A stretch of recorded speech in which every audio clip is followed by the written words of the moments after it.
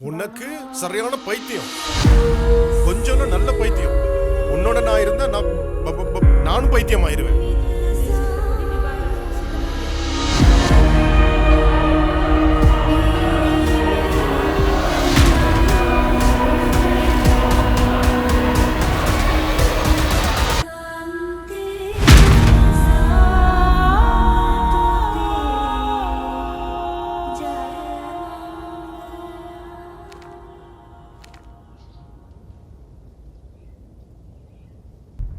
எங்கட பிள்ளைக்காகவாவது இதை பேசி தீர்க்க முடியாதல்ல சந்த?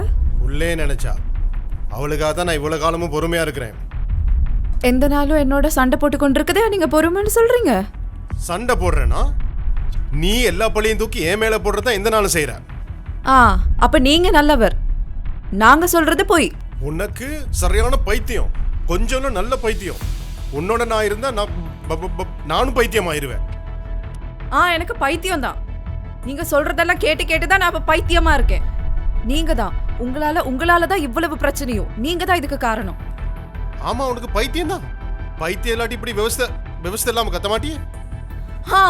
வருஷ கணக்கா இதே தான் சொல்லிட்டு இருக்கீங்க. அப்புறம் இதுக்கு இந்த பைத்தியக்காரியோட இருக்கீங்க.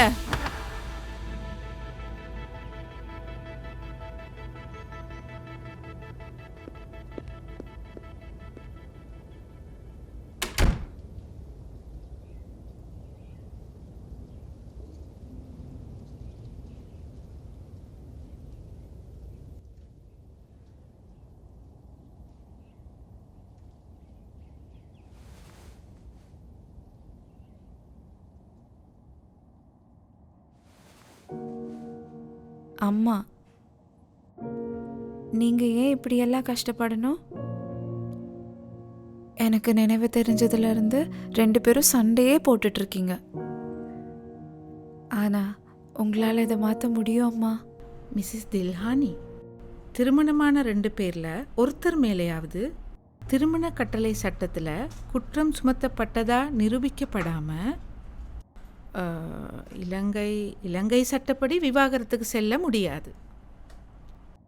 விவாகரத்து எடுக்கிறதா இருந்தால் சட்டப்படி செல்லுபடியாவது 3 காரணங்களால் மட்டும்தான். இருந்தாலும் மேடம், நான் இத்தனை வருஷமா இப்படி கஷ்டப்பட்டுட்டு இருக்கேனே, இதுக்கு ஒரு முடிவே இல்லையா மேடம்?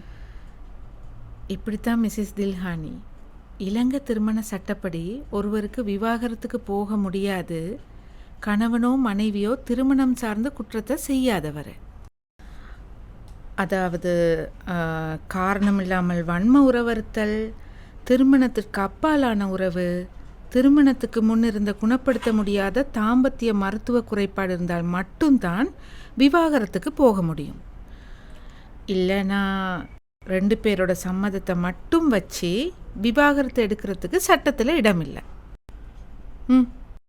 சரி, நாங்கள் கழிச்சு பார்ப்போம் எப்படி இதை கோர்ட்டில் அப்ளை பண்ணுறதுன்னு.